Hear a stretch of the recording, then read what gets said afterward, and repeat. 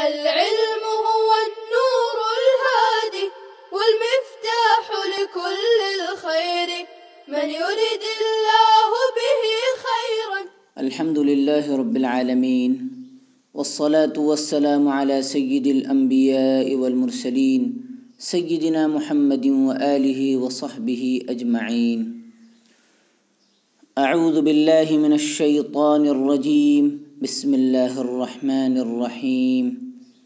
يا أيها الذين آمنوا لا تتخذوا آباءكم وإخوانكم أولياء إن استحبوا الكفر على الإيمان. اے ایمان والو، تم اپنے باپ دادا اور اپنے بھائیوں کو دوست مت بناؤ اگر وہ ایمان کے مقابلے میں کفر کو پسند کریں. وَمَن يَتَوَلَّهُم مِّنكُمْ فَأُولَٰئِكَ هُمُ الظَّالِمُونَ، اور جو تم میں سے ان سے دوستی رکھیں گا تو وہی لوگ گناہگار ہیں. قُلْ إِن كَانَ آبَاؤُكُمْ وَأَبْنَاؤُكُمْ وَإِخْوَانُكُمْ وَأَزْوَاجُكُمْ، آپ فرما دیجئے کہ اگر تمہارے باپ دادا اور تمہارے بیٹے اور تمہارے بھائی اور تمہاری بیویاں، وعشیرتکم، اور تمہارا قبیلہ، واموال اقترفتموها، اور وہ مال جو تم نے کمائے ہیں، وتجارۃ تخشون کسادها، اور وہ تجارت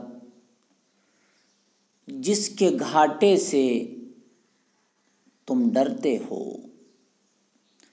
ومساکن ترضونها، اور وہ مکانات جن کو تم پسند کرتے ہو، احب الیکم من اللہ ورسولہ وجہاد فی سبیلہ،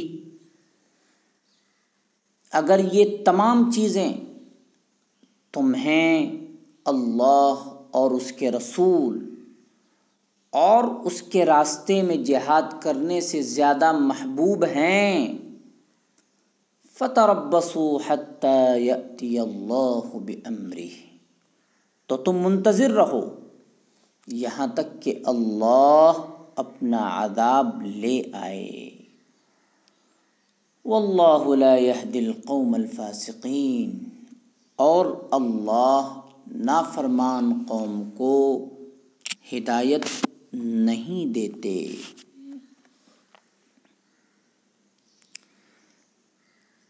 ان استحب الکفر، استحب فعل ماضی جمع مذکر غائب کا صیغہ ہے، استحباب مصدر باب استفعال، معنی پسند کرنا.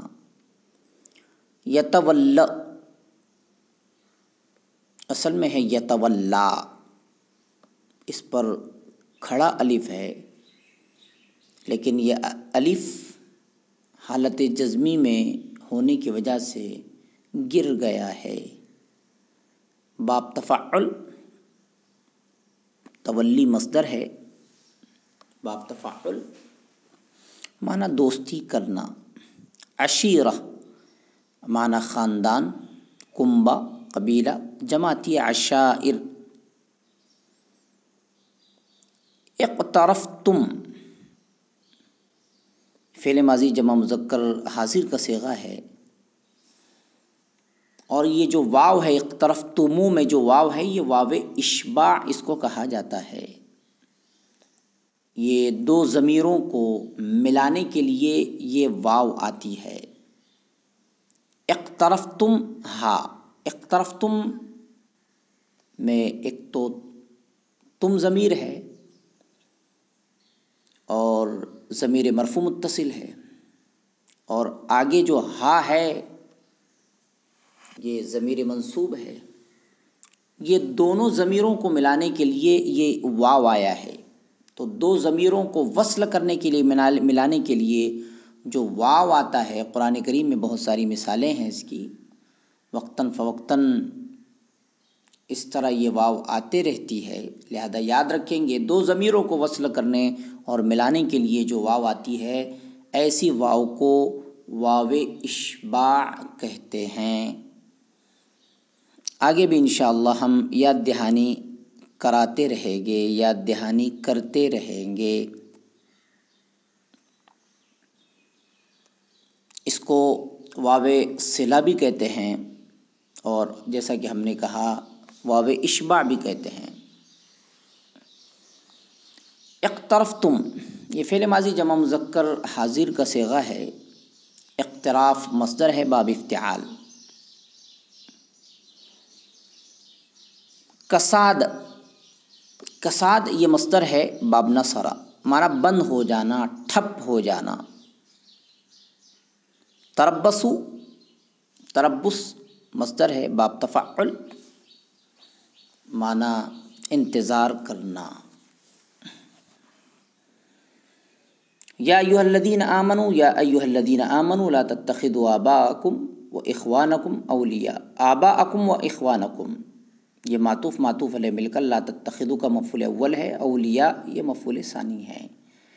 ان استحبوا الکفر علی الایمان یہ جملہ شرط ہے اور جواب شرط محذوف ہے، لیکن ما قبل والا جملہ جواب شرط پر دلالت کر رہا ہے، گویا ما قبل والا جملہ معنن جواب شرط ہے۔ اس بنا پر جواب شرط کو محذوف کر دیا گیا، جواب شرط کو حذف کر دیا گیا، اس لیے کہ ما قبل والا جملہ خود جواب شرط پر دلالت کر رہا ہے۔ من یہ شرطیہ ہے، موصولہ بھی ہے، متضمن بمعنی شرط ہے۔ ومن یتولہم، لہذا یتولہم منکم یہ جملہ شرط ہے۔ فاولئک هم الظالمون یہ جواب شرط ہے۔ قل یہ قول ہے، اور بعد والا جملہ یہ مقولہ ہے، آپ کہیے۔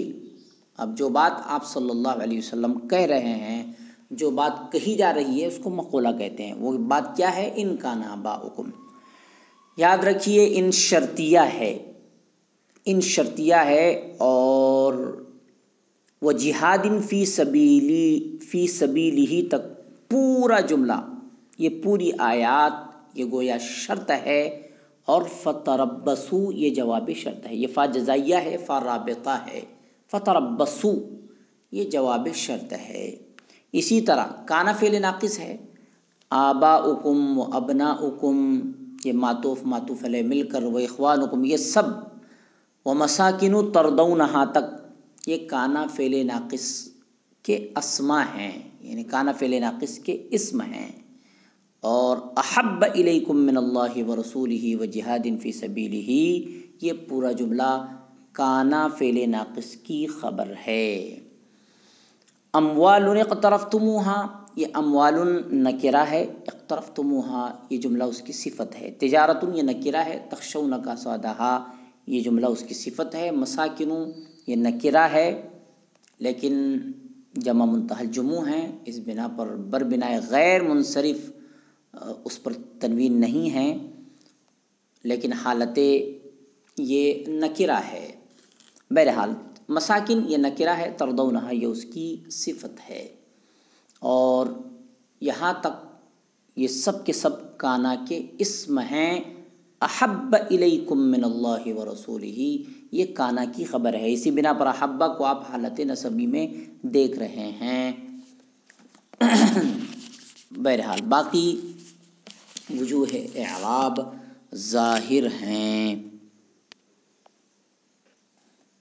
یا ایھا الذین آمنوا لا تتخذوا آباءکم واخوانکم اولیاء ان استحبوا الکفر علی الایمان۔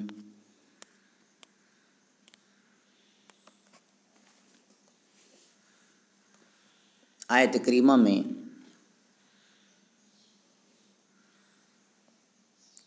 بلکہ گزشتہ آیات میں جہاد اور ہجرت کی فضیلت بیان فرمائی کہ اللہ تعالیٰ کی محبت کے سامنے باپ، بھائی، بیوی، کنبہ، قبیلہ، مکان، دکان، آل و اولاد کی حقیقت نہیں۔ جب ہجرت کا حکم ہوا تھا تو اس وقت ایسے لوگ بھی تھے جنہوں نے اسلام تو قبول کر لیا، لیکن ہجرت کرنے میں پس و پیش کرتے تھے اور ہجرت کی ہمت کرنے سے عاجز بنے ہوئے تھے۔ یہ آیات ان لوگوں کے بارے میں نازل ہوئیں۔ معالم التنزیل میں حضرت ابن عباس رضی اللہ تعالیٰ عنہ سے نقل کیا ہے کہ جب نبی اکرم صلی اللہ علیہ وآلہ وسلم نے مدینہ منورہ کو ہجرت کرنے کا حکم فرمایا، اور یہ وہ وقت تھا جبکہ مدینہ منورہ ہی دارالاسلام تھا اور مدینہ منورہ کو ہجرت کرنا فرض تھا، تو بعض لوگوں نے ہجرت کرنے کا ارادہ کیا، لیکن اہل و عیال نے، بیوی بچوں نے ان کو ہجرت کرنے سے روکا اور انہوں نے کہا کہ آپ ہمیں ضائع نہ کریں۔ اہل و عیال کی یہ بات سن کر ان پر ترس آ گیا اور ہجرت کا ارادہ چھوڑ دیا۔ اس پر اللہ تعالی شانہ نے یہ آیت یا ایھا الذین آمنوا لا تتخذوا نازل فرمائی۔ اس آیت میں مسلمانوں کو حکم دیا کہ تمہارے باپ اور بھائی اگر کفر کو ایمان پر ترجیح دیتے ہیں اور ایمان کے مقابلے میں انہیں کفر محبوب ہے تو انہیں دوست نہ بناؤ، تو انہیں دوست بنانے کی ضرورت نہیں، ان سے دوستی نہ رکھو، کیونکہ وہ محبت اور دوستی کے لائق نہیں ہیں۔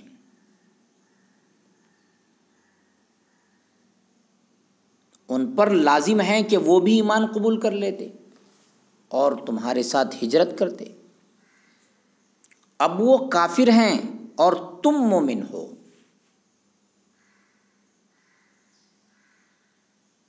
وہ تمہارا دین تو قبول کرتے نہیں اور یوں کہتے ہیں کہ تم ہجرت کر کے جاؤ گے تو ہم ضائع ہو جائیں گے۔ جو لوگ اللہ کے فرما بردار نہیں بنتے، حق کو قبول نہیں کرتے، وہ اس قابل نہیں ہیں کہ ان سے دوستی کی جائے۔ وہ تو ایمان قبول کرنے کو تیار نہیں اور تم ان پر اتنے مہربان ہو رہے ہو کہ ان کی وجہ سے ہجرت جو فرض ہے اور ایمان کا جز ہے نہیں کرتے۔ وہ تو ایمان پر نہیں آتے اور تم ان کے لیے اپنا ایمان ضائع کر رہے ہو۔ ظاہر سی بات ہے ابتداء اسلام میں ہجرت فرض تھی اور ایمان کا جز تھی، ایمان کی علامت۔ جو ہجرت کرے وہ مومن، جو ہجرت نہ کرے وہ مومن نہیں۔ تو ہجرت نہ کر کے یہ لوگ گویا اپنے ایمان کو ضائع کر رہے ہیں۔ اس لیے کہا جا رہا ہے کہ تم ان پر اتنے مہربان ہو رہے ہو کہ ان کی وجہ سے ہجرت نہیں کرتے، وہ تو ایمان پر نہیں آتے اور تم ان کے لیے اپنا ایمان ضائع کر رہے ہو۔ یہ تو تمہاری اپنی جانوں پر ظلم ہوا۔ اس آخری بات کو قرآن کریم نے اس انداز سے بیان فرمایا وَمَن يَتَوَلَّهُم مِّنكُمْ فَأُولَٰئِكَ هُمُ الظَّالِمُونَ، اور تم میں سے جو لوگ ان سے دوستی رکھیں تو وہ لوگ ہی ظلم کرنے والے ہیں۔ یعنی ان سے دوستی رکھنا جبکہ ان کو کفر محبوب ہے ظلم کی بات ہے، اور یہ اپنی جانوں پر ظلم ہیں۔ ہاں جب ایمان لے آئے اور اللہ کے ہو جائے تو اللہ کے حکموں کے سامنے کوئی تعلق اور کوئی رشتہ داری لائق توجہ نہیں۔ جو اللہ کے احکام پر عمل کرنے سے روکے مومن کا اپنا وہی ہے جو اللہ کا فرما بردار ہو، جو اللہ کا نہیں ہے وہ ہمارا بھی نہیں ہے۔ جب آیت یا ایھا الذین آمنوا لا تتخذوا نازل ہوئی تو بعض وہ لوگ جنہوں نے اسلام قبول کر لیا تھا اور ہجرت نہیں کی تھی کہنے لگے کہ اگر ہم ہجرت کرتے ہیں تو ہمارے مال ضائع ہو جائیں گے اور تجارتیں ٹھپ پڑ جائیں گی، کاروبار بند ہو جائیں گے اور گھر ویران ہو جائیں گے اور رشتہ داریاں کٹ جائیں گی، ختم ہو جائیں گی۔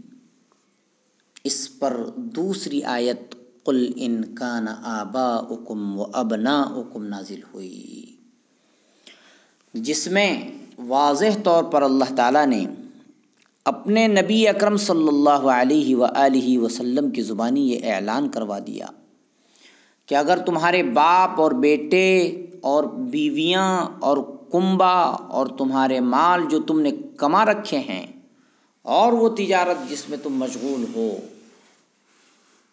اور ہجرت کرنے کی وجہ سے اس کے ناکام ہونے کا تمہیں ڈر ہے، اور رہنے کے گھر جنہیں تم پسند کرتے ہو، اگر یہ چیزیں تمہیں اللہ تعالی اور اس کے رسول اور اس کی راہ میں جہاد کرنے کی نسبت زیادہ محبوب ہیں تو تم اللہ کے حکم کا انتظار کرو۔ یہ دنیاوی چیزیں تمہیں ہجرت سے روک رہی ہیں، یہ تمہارے لیے عذاب کا باعث ہیں۔ یہ عذاب دنیا میں بھی آ سکتا ہے اور آخرت میں بھی۔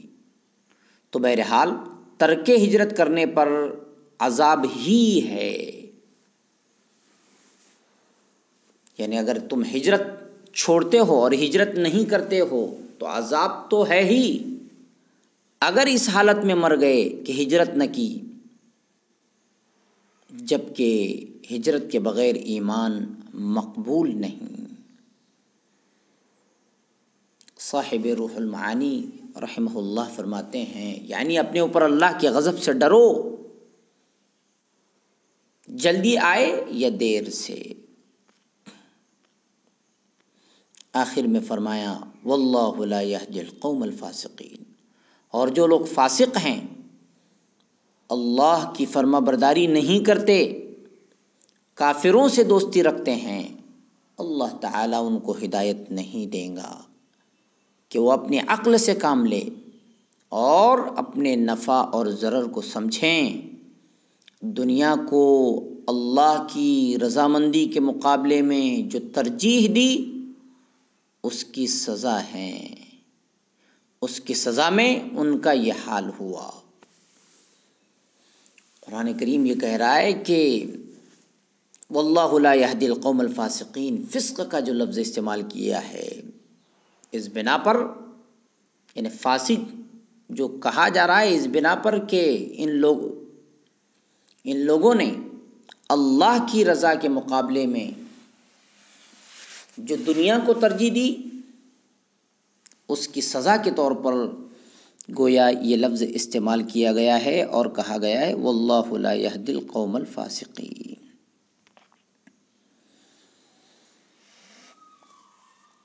ایمان قبول کرنے کے بعد ایمان کے تقاضے انسان کو شرعی احکام پر عمل کرنے کی دعوت دیتے ہیں۔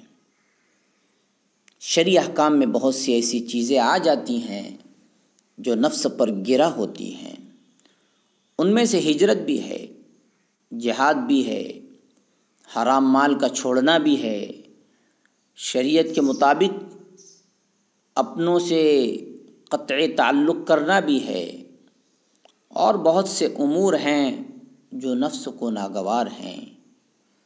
جو لوگ یہ جانتے ہیں اور مانتے ہیں کہ اللہ تعالی ہمارا خالق و مالک ہے اور اس کا حق سب سے زیادہ ہے اور مال بھی اس نے دیا ہے اور رشتہ داریاں بھی اسی نے پیدا فرمائی ہیں، ایسے لوگوں کو اسلامی احکام پر عمل کرنے میں کچھ بھی دشواری نہیں ہوتی۔ وہ اللہ اور اس کے رسول کی محبت کو ہر چیز پر ترجیح دیتے ہیں۔ اللہم اجعلنا منہم۔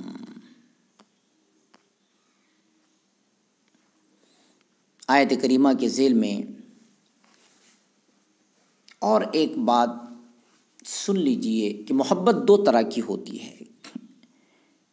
ایک محبت طبعی جس میں اختیار نہیں ہوتا، اور دوسری محبت اختیاری، یہ محبت عقلی ہوتی ہے۔ اوپر جس محبت کا تذکرہ ہوا اس سے محبت اختیاری مراد ہے، چونکہ غیر اختیاری امور کا اللہ تعالیٰ نے اپنے بندوں کو مکلف نہیں بنایا، اور طبعی محبت اختیاری نہیں ہے۔ اس لیے اوامر شرعیہ میں یعنی احکام شرعیہ میں محبت عقلی اور اختیاری ہی مراد ہے۔ مثال سے سمجھ لیجئے کہ اگر کسی شخص کے دل میں طبعی طور پر آل و اولاد اور رشتہ داروں کی اور مال کی محبت ہو تو اس پر مواخذہ نہیں ہے، بشرطے کہ یہ طبعی محبت عقلی اور اختیاری محبت پر غالب نہ آ جائے۔ یعنی طبعی محبت اللہ اور اس کے رسول صلی اللہ علیہ وآلہ وسلم کے احکام کی خلاف ورزی پر آمادہ نہ کر دے۔ ایمانی تقاضوں کا پورا کرنا بعض مرتبہ آل، اولاد، مال اور دکانداری کی محبت کی وجہ سے دشوار ہو جاتا ہے، اور غیر اللہ کی محبت میں اللہ تعالیٰ کی نافرمانی پر لگ جاتے ہیں۔ بچوں کو خوش کرنے کے لیے تصویریں خرید دی، گھر میں ٹی وی لے آئے، اور نہ جانے کیسے کیسے ناجائز امور کا ارتکاب کر لیا۔ بچوں کو غیر شرعی لباس پہنا دیا، ان کی رواجی ضرورتیں پورا کرنے کے لیے رشوت لے لی، ان کے لیے زیادہ مال فراہم کرنے کی نیت سے سود لے لیا، حرام محکموں میں ملازمت کر لی، یا کسی طرح کے گناہوں میں ملوث ہو گئے۔ دوستوں کو خوش کرنے کے لیے داڑھی مونڈ لی، نصرانی یہودی لباس پہن لیا، حرام کمائی والے کی دعوت کھا لی۔ یہ ہوتا رہتا ہے، اور ایسے مواقع میں عقلی ایمانی محبت اور طبعی محبت میں مقابلے کی صورت بن جاتی ہے۔ عموماً لوگ طبعی محبت سے مغلوب ہو جاتے ہیں اور ایمانی تقاضوں کو چھوڑ بیٹھتے ہیں۔ احب الیکم من اللہ ورسولہ وجہاد فی سبیلہ، آیت کریمہ کے اس ٹکڑے کے عموم میں اس طرح کی ساری باتیں آ جاتی ہے جو اوپر ذکر کی گئی ہیں۔ بہت سے نیک بندوں کو ایمانیات کی محنتیں کرتے ہوئے اور جنت کا یقین رکھتے ہوئے، اعمال صالحہ انجام دیتے ہوئے یہ مقام حاصل ہو جاتا ہے کہ طبعی محبت بھی اللہ اور اس کے رسول صلی اللہ علیہ وآلہ وسلم ہی سے زیادہ ہو جاتی ہے۔ یہ مقام بہت مبارک ہے اور برتر و بالا ہے، زہ نصیب جسے حاصل ہو جائے۔